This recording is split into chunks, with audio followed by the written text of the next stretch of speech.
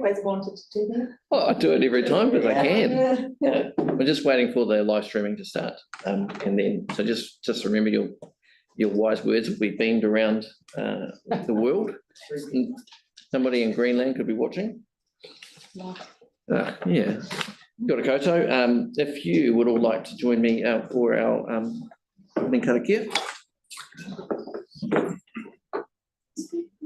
Whakataki te hau ki te uru, whakataki te hau ki te tonga, kia mā kina ki uta, kia mā taratara ki tai, e hi a kia te atakura, i tio, i uka, e hauna, tihei, muriora.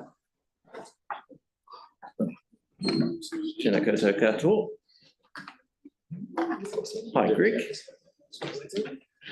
Good. So thanks everyone, and to everyone watching around the world. We now have our briefing about the dog control bylaw policy review. So we have Tina and her team. If you'd like to join us at the table, this is a matter that is of particular interest to the people of East Christchurch. And usually if they want to give a presentation and then take questions, or just take questions throughout. I like the combo. You like the combo? Feel free to leave at the time. Okay, we'll do that through the chair just to keep it orderly. Sure. I did want to. It's on the hub. Yeah, it is, and yes, we all have copies of the presentation. I did want to comment that I was at the beach taking some young people for a swim. And the other day, and there was a dog control officer being yelled at quite hysterically by somebody, and they coped with it really well, and they continued to be professional throughout. They had two dogs running off the lead in the prohibited area, and I just wanted to pass on my commendation to the person who was involved in that. I thought they were doing a good job and they did it well. Thank you. Yeah. So over to you. Thank you. I'm Tina Crocker. I'm a senior policy analyst in the policy team. I've come and spoken with you a couple of times before on bylaw issues around freedom camping in the cruising and prohibited times on roads bylaw. I'm leading the review of this, the dog control policy and bylaw. And this is Bill Coy, who's the principal advisor of the animal management team. So we'll sort of tag team slightly. I'll be doing most of the presenting, and Bill is here to answer many of your questions and real life examples and experiences that I'm sure will come up throughout. I know she didn't say all of our questions. We'll do our best to answer all of your questions. I've got this. Right, so first, just to set the scene a little bit about the dog control bylaw and policy. So the one that we have at the moment was adopted in 2016. It replaced the 2008 version, and they're required under the Dog Control Act. Every council has to have one. When the Dog Control Act was developed in the mid-90s, there were three main drivers for the development of the legislation. One was there was some quite bad kiwi attacks that were happening up in Northland, so there was definitely a wildlife protection focus, particularly for endangered wildlife. There had been some horrific front page stories about children being bitten by dogs, which prompted the need for greater control of dogs and responsibility being taken by owners, and a need to address uncontrolled dogs. So there were in Christchurch gangs of dogs roaming the streets, and it wasn't clear who owned them or who should have responsibility for them, and it was a bit frightening from a public safety perspective. So that was sort of the context in which the Dog Control Act was developed. So every council must have a policy on dogs and a bylaw to enforce it, and the dog control policy's got these four main functions that it's supposed to do. It acts to minimise the danger, distress and nuisance to the community from dogs.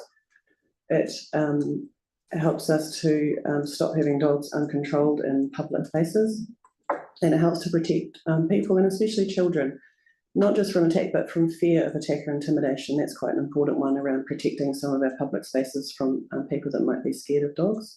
But we also have to allow for the recreational needs of dogs and their owners. So it's an interesting balance that we're trying to strike there around protection and enablement. This is just a little bit of a pull of some of the data that we hold on dogs, and this absolutely does not tell the whole story. Yep. Canterbury, Christchurch. This is our district. Yep, Christchurch City Council district. So you'll see that this is just over the last 3 years, and you'll see we've had a over 5,000 increase in the number of dogs. We've got quite a high number of registered dogs in the district compared to other districts per capita. So there's some trends that you can see there. We've got a slight increase in dogs attacking dogs and dogs attacking people, but of course we've also got a lot more dogs, and that absolutely doesn't represent all of the dog attacks that happen. We only know what we're told about. So, for example, if a dog attack happens in a family home, people aren't likely to report their own dog for the attack. And there's a lot of, certainly in all of those areas, there's a lot of, excuse me, tendency to take to social media rather than formally report things to the council. Go. Yeah, I'll just turn that on. Do dog attacks that go to like after hours and everything get reported to you also? No, not usually, but there's been an increase from the hospital for some reason, so their policy is definitely, there's been some talk go around the health boards, so they have been reporting, but generally no. Okay, thanks. Alex has a question as well. Yeah, I just had a couple of quick, just in terms of that data, so there's 262 feedback/complaints and there's 546 warnings. So those warnings tend to come from rangers and dog control rather than the complaints themselves. Like, does that mean that we've been quite proactive with our assessing? The warnings are a dog control officer spoken to. Yeah. Person in charge of a dog in a public place or in other areas, and has warned them about their behaviour and communicate the expectations of what they should be doing, and that can lead to an infringement, depending what happens. So infringements are fine. Yeah, so are most of those from patrols rather than complaints then, based on that data? Or how else do we sort of follow up? Most of it will be from reports of nuisance to council. However, we are proactive as well. I can't give you the breakdown of what would be, but most would be, the majority of them would be from complaints through council.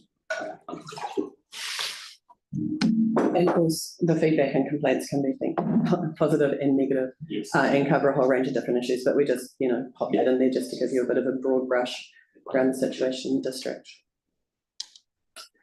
So, as I said, the Dog Control Act requires all councils to have both a policy and a bylaw. They work together, so the policy is fairly dense. It has a bit of detail and some of the rationale that we're working in there, and then the bylaw is how we enforce it. Important to note that the Dog Control Act itself applies all over the country, so that means that there's already the legislation covers and has expectations around behaviour and penalties for bad behaviour. So the policy and bylaw are really about local issues, so they are particular to our district. And the key thing of interest to people is where you can and can't have your dogs. So this is a formal review process under legislation. So we're required to do a review at least once every 10 years. It's quite an involved process. It'll take us over a year to complete the process. And of course, there's public consultation and hearings as part of that. So we come in to talk to you today in the early stages of the review project. And we're looking to consult in the later part of the year. We're not sure exactly when yet. But we thought it was useful to come and brief all the community boards, get some feedback and indication of areas you're interested in, concerned about, and then we can weave that into the review at an early stage rather than waiting until we've got our proposals and then taking them to you. So the policy does a whole bunch of different things. There's some things it must do and some things it can do if we want it to. Of course, it has to meet the requirements of the Act because it's a statutory policy. It enables us to protect areas, people, animals and dogs. Sets out some further obligations on dog owners, and it contains the dog registration categories. So all dogs are required to be registered and microchipped. Councils can set their own dog registration fees. The fees themselves are not set through this process, they're through the annual plan process, but we can have different categories of registration. So for example, working dog or spayed or neutered dog, or and there's some requirements around dangerous dogs and menacing dog in terms of registration fees as well. It specifies all of those prohibited and leashed areas in the district, of which there are a lot, you'll see shortly. It also has a little bit of information about the dog shelter and a policy approach to that, and then some other things around dog education and a whole bunch of things. Hopefully, if you're a dog owner, you're familiar with it. You should be, you're required to be, but it's a fairly large document, but that's partly because of what's required by the Dog Control Act. So this is to test your knowledge of dogs, to see what you know. Do dogs need to be leashed on roads? Yes, they do need to be leashed on roads and all footpaths alongside roads. And we're looking at strengthening through the review to make sure that that's clear that it covers shared pathways. So we've had quite a big increase in shared pathways where we've got pedestrians and cyclists sharing the same space, and it's important that we have dogs under good control in those areas, so we'll make that clear. Do dogs need to be leashed on beaches? Yes and no. Good answer. Can you be more specific? We've got the signs. Yep. So we've got summer beach prohibition areas, which are generally on the east coast, 100 metres either side of the Surf Life Saving Club. A little bit different on the peninsula because we don't have Surf Life Saving Clubs, or even at Taylor's and other places because the geography doesn't allow it. So that's within certain months and times you have to have your dog on a short leash, and you can only be there for the purposes of passing through. That's to protect people swimming and their belongings and other things where they're swimming safely between the flags.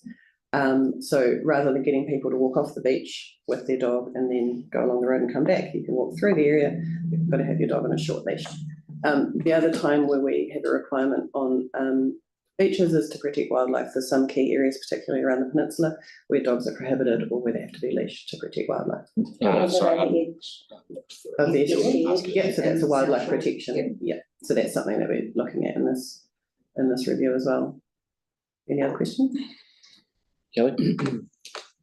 Yeah, thanks for that, and thanks for that presentation. The data, that's really clear, showing the increase and decrease in various things. Given that our estuary is a wetland of international significance, are there moves afoot to ban dogs from the estuary altogether? We're absolutely looking at that in this review. We're looking at what level of dog regulation makes sense given what we're trying to protect and what the priorities are in that area. So I'll come to that a little bit later on. Because as a member of the estuary trust, yeah, I mean, obviously you're very interested. Dogs, yeah, on the estuary. Okay, thanks. No, that's absolutely on our radar. Do dog owners need to carry plastic or other bags? That's right, they do. So we put that in the last review in 2016. So you, when you leave the house with your dog, you have to have a leash and you have to have your plastic bags so that you can pick up after your dog. What about a paper bag? You can, the bylaw at the moment says that you must carry the means to pick up after your dog. So whatever form that takes. Over to you. We had some feedback about the use of the word plastic. So there were changes to plastic bags recently. And that applies to the whole district. Yes, everywhere. In all public places, you must have a leash and you must have. And that includes bags peninsula too. Yep. Yep. Everywhere. Is it okay for dogs to chase seagulls or ducks? No, just geese.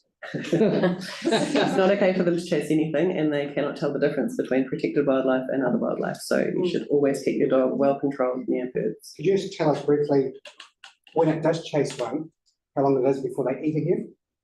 The birds? The bird or I don't know actually, but I do know that it's absolutely a problem for the breeding season where if you disturb birds on the nest, it might not come back for a few hours and then the eggs aren't viable and the whole nesting season is ruined. So it's really important for people to have good control of their dogs or just have them completely away from areas with wildlife. But it seems like something that would important for people to understand because, you know, like, I mean, I remember I didn't grow up here, but where we would, you know, take our dogs to the foreshore and they'd run around and it, you know, wouldn't get birds, but they would try. And we'd be like, oh, well, we don't want them to get the birds, but what are you going to do? And not really thinking they're doing any damage.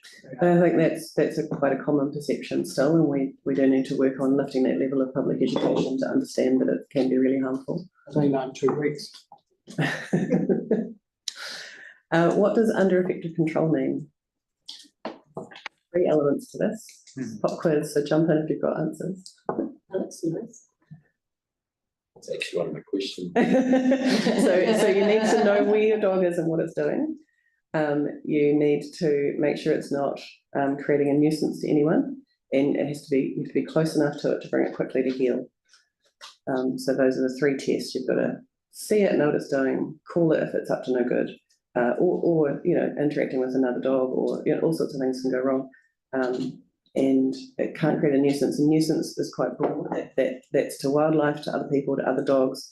Not everybody thinks that your dog is lovely, and not everyone likes having a dog run up to them, especially children. They can be quite scared, and people often, dog owners don't always know that. How many dogs can one person control in a public place? There's no number. Correct, there currently is no number, but it's something that we're looking at. We're having an increase in dog walkers, taking a lot of dogs out at once, either a lot of dogs on leashes or taking a lot of dogs to a dog park and letting them be free. What's the most you've seen? I don't think it'd be that high. Half a dozen to 10. Yeah. The dog With one walkers. person? Yeah. So arguable that they can have them effectively under control, given that you've got to have eyes on and be able to call them to you. Is it easier to control one giant dog or 10 small dogs?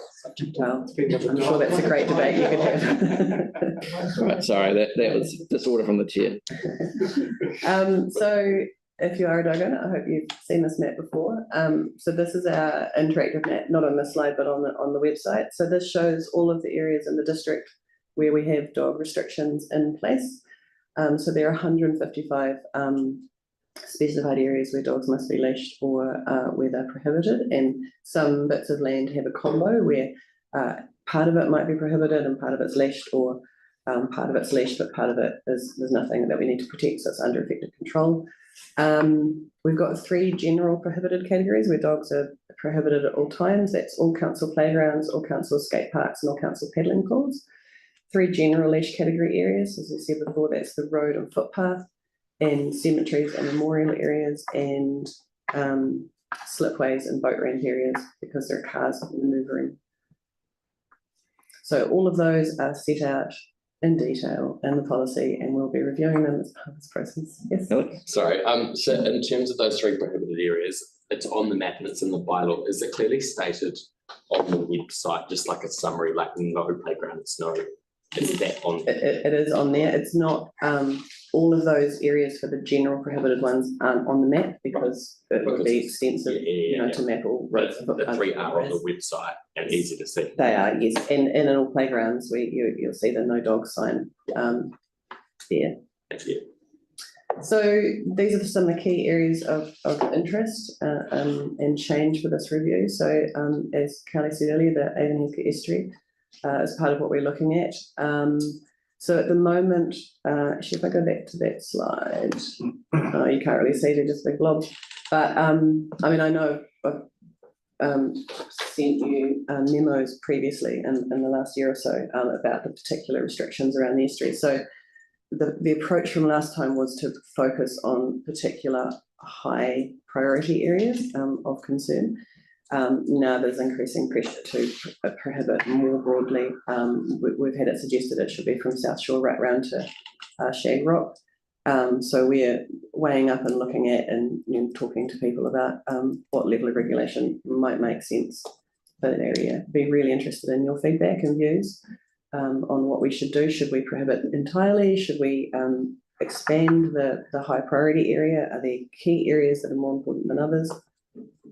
I think with the South Shore Estuary Edge and the actual pathway along there, people would like to continue to walk their dogs along that pathway, but when it comes to actual a certain point on where you actually access the estuary, and with penguins love to actually make it on the lead and with lots of signage, clear signage about whereabouts it starts and stops and the different access points. So because we already have that leash requirement on shared pathways and the coastal pathways, a shared pathway, that would already be leashed. So we could increase that to prohibit it if it made sense.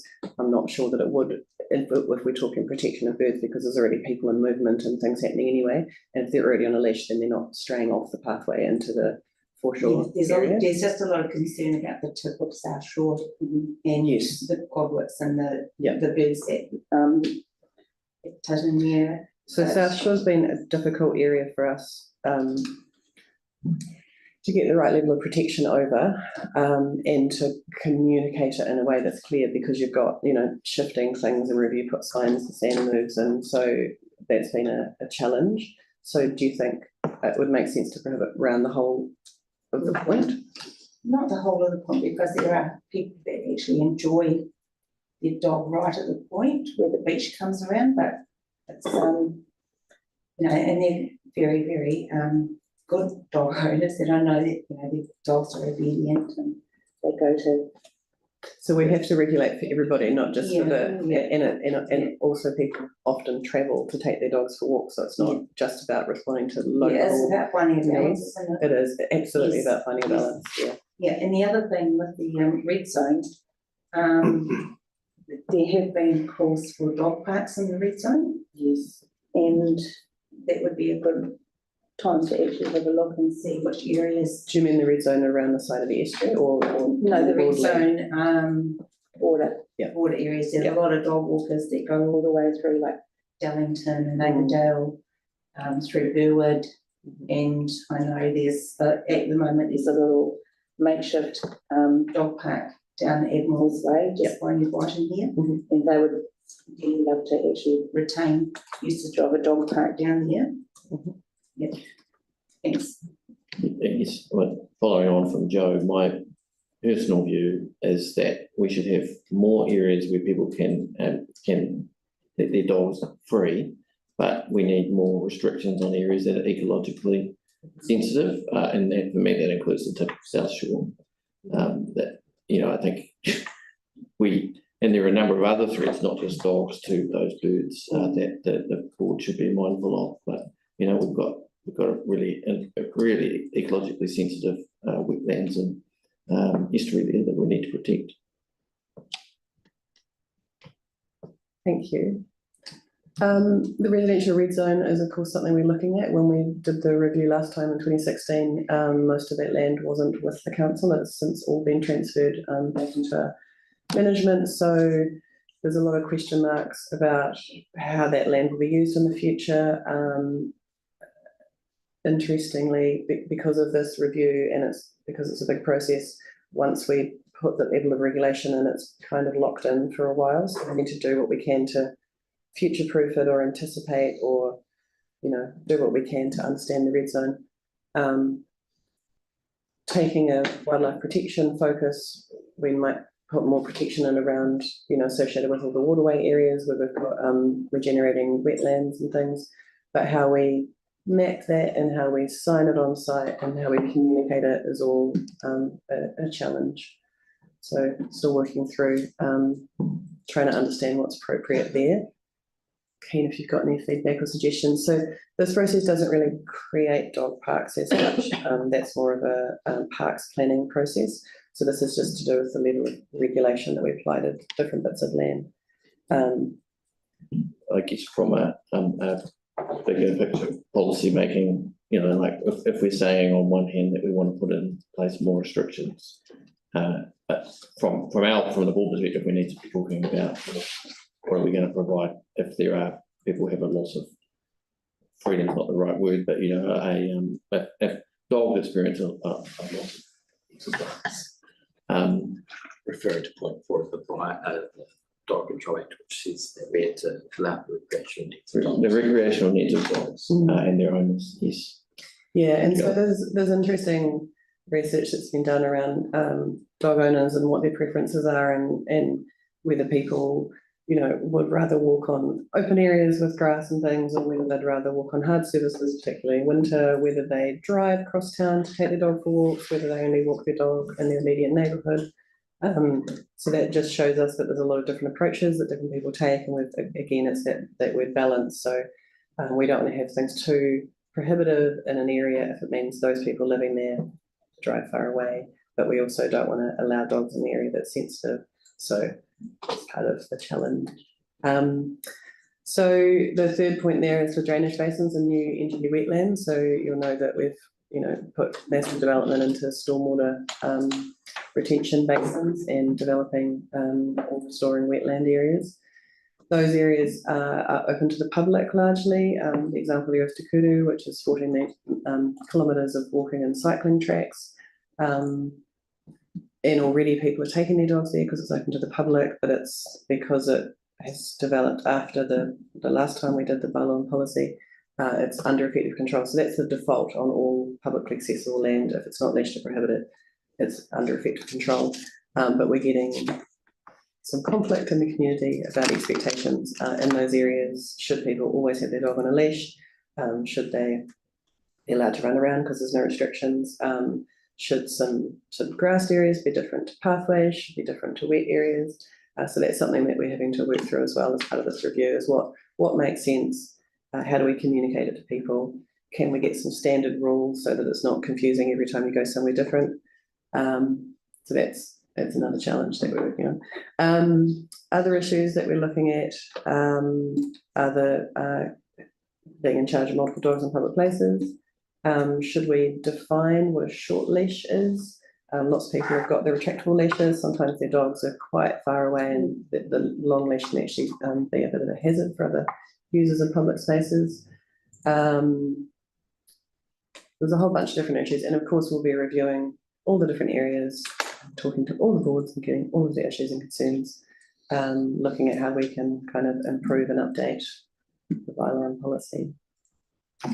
That's what I got here. There we go. Next steps. Alex? Not enough, but up to the slide. Okay.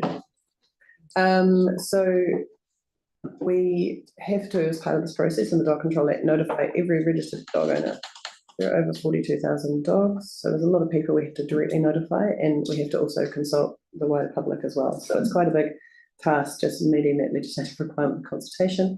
There tends to be a lot of public interest, but we do find that people tend to make submissions and they don't necessarily know the current rules. So that happens often. You know, you should be doing this. We're already doing that. That happens sometimes. And we get quite diverging views. So we get people who love dogs and think they're gentle creatures and they wouldn't hurt anybody, and people who are scared and frightened or have had a terrible situation or had their dog attacked by another dog, and we've sort of got to try to find the mid-ground there. That consultation will be happening later in the year. We're still working through all those proposals at the moment, and we encourage you to make a submission. And so just now everything's open to anything you'd like to talk about. Thanks, Alex, Tim, and Joe. Cool. I'll Yanni? keep it quick, but I've got a few. The first one, I guess my first question is in regards to the bylaw consultation.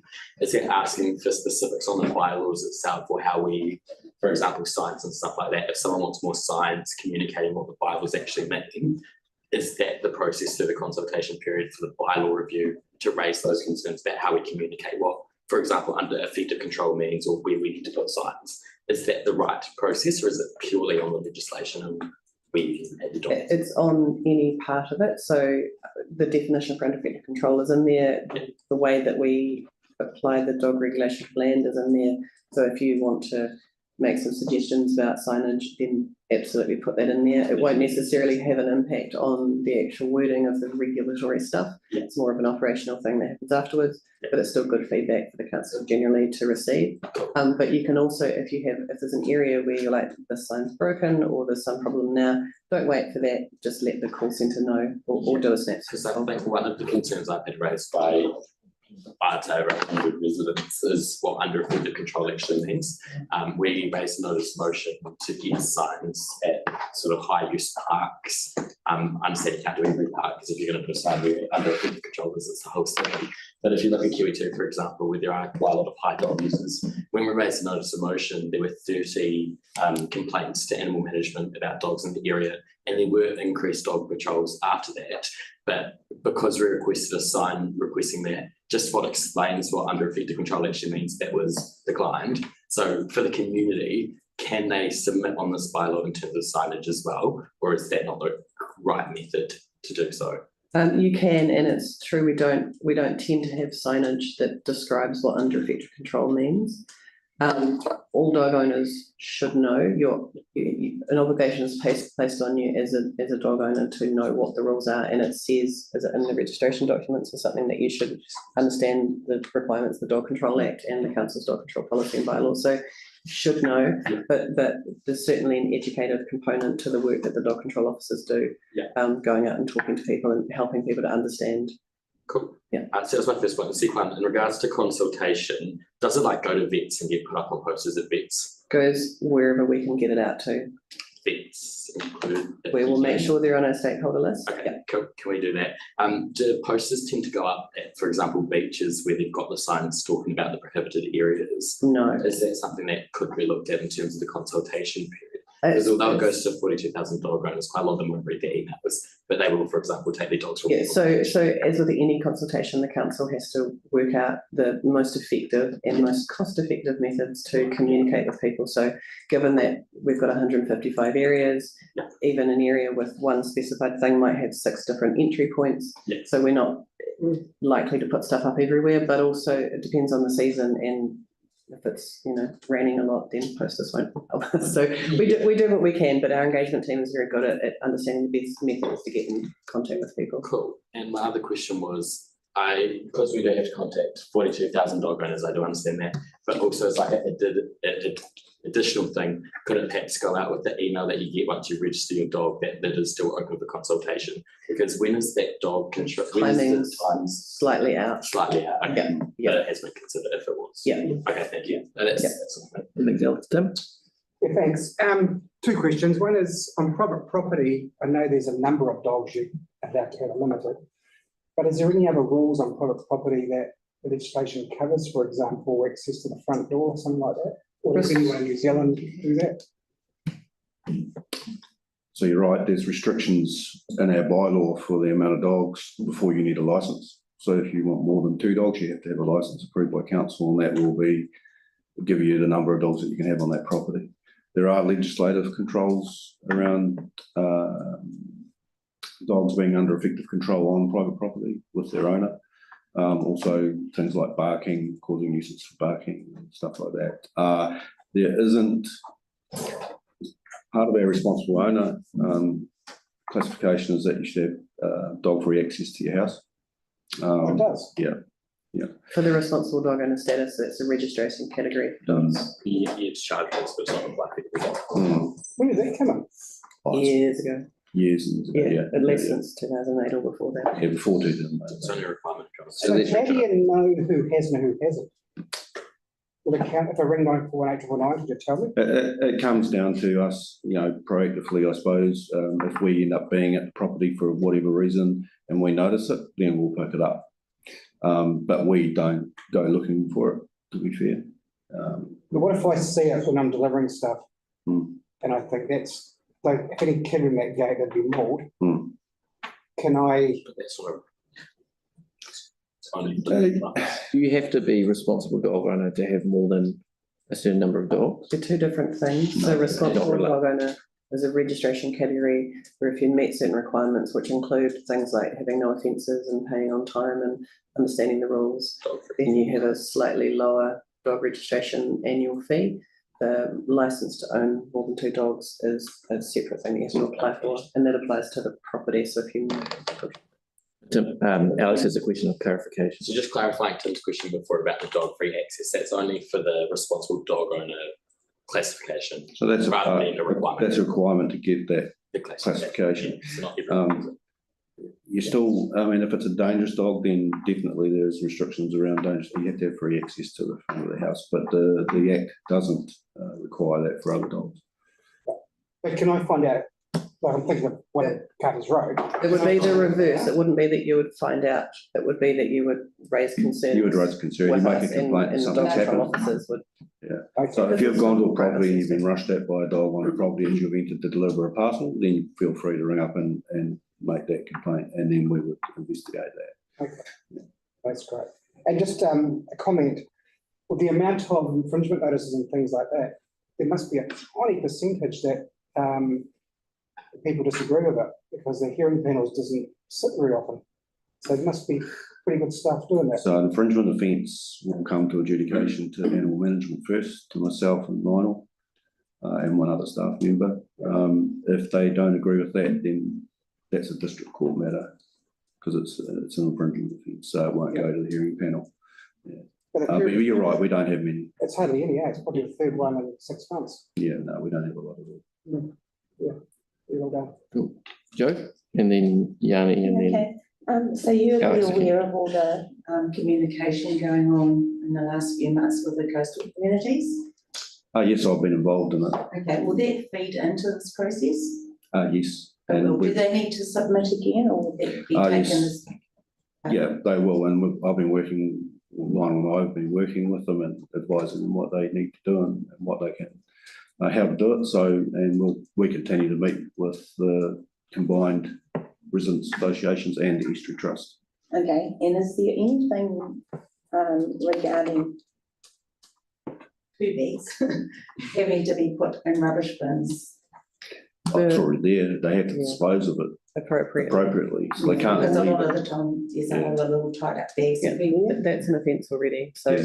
so it becomes that balance between, we can regulate very well, but if people don't understand it or aren't willing to comply, or there isn't visible enforcement, then, you know, that's always a struggle, but that's the case with every law that exists, really. Yeah. We just have to do our best to communicate expectations and hope that people want to do the right thing. Okay, thanks. All right, Yanni. Thank you. I was just trying to understand if there's any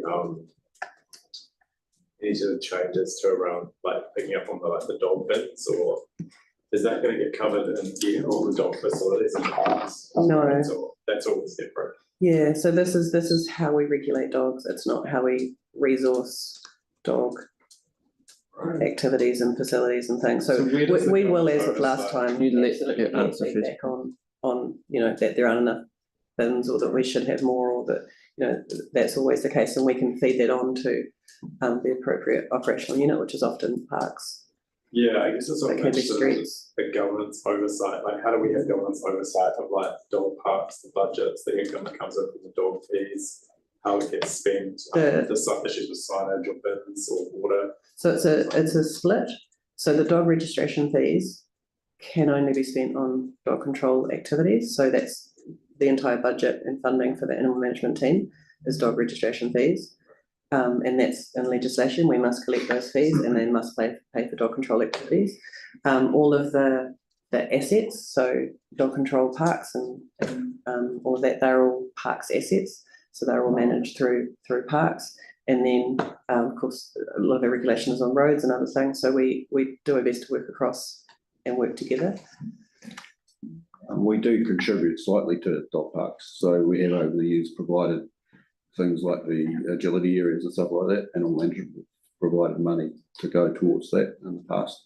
But yeah, what Tina says, anything else with the dog parks is totally all we're responsible for is to make sure people abide by the rules as stipulated in public areas. That's our main interaction with the dog parks. So, you have in the past provided money for some of the agility staff. So is there anything, why would you do that if you have to fund the dog? Because it's for the dog owners, so as long as we're spending the money that's collected for animal management, so for dog registrations, infringements, prosecutions, whatever, as long as that money is going back to the dog owners of Christchurch, then that's fine. And so, you know, obviously the dog owners of Christchurch have the benefit of the dog parks. So it's not a lot of, it's only a small percentage of what it costs to set up a dog park, but it's something that we have done in the past if we've had money in the budget for it. Right. Alex, you have another question, and then Joe. Yeah, I have a dog owner, just in case they're not unlike people. That may have a day when I came to your house, isn't it? But hey, listen, my question is, it's obviously being a dog owner, but there's 42,000 dog owners that are going to get an alert or email or something like that saying that this is coming into play.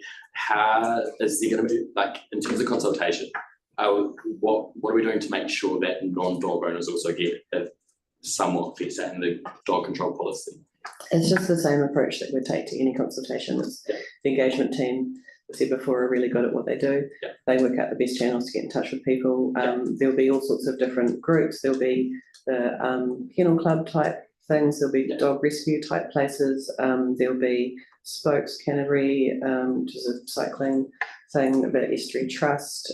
There's all sorts of different groups that we will have on our stakeholder list that we'll contact, as well as all resident associations, all the normal groups that we would go through. So we're not, though this is about dogs, it is absolutely not just about dogs in terms of its impact. Cool. So we're consulting broadly as we do. Cool, thank you. Joe, and then Greg. Yeah, when it comes to these like enforcements and reports, do you only act on reports or do you actually go out and do routine checkups?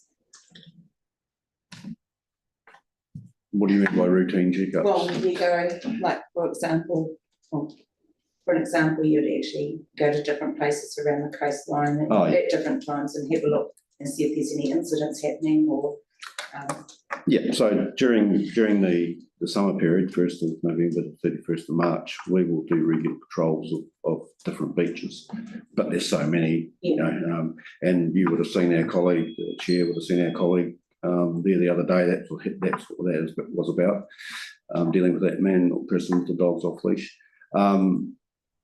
So yes, we do attempt to be proactive when it comes to that, but again, it depends on resourcing and the amount of jobs tickets that are coming through and what type of tickets coming through. Obviously, things are going to take priority, but we do try to have a presence around, especially the Brighton beaches and Sumner and the walkway in Sumner. It's definitely something where you'd see us walking around when we can. okay, thank you. All right, Creek, yeah. So the consultation, will there be use of like social media tiles that will be able to be sharing things and links back through pages?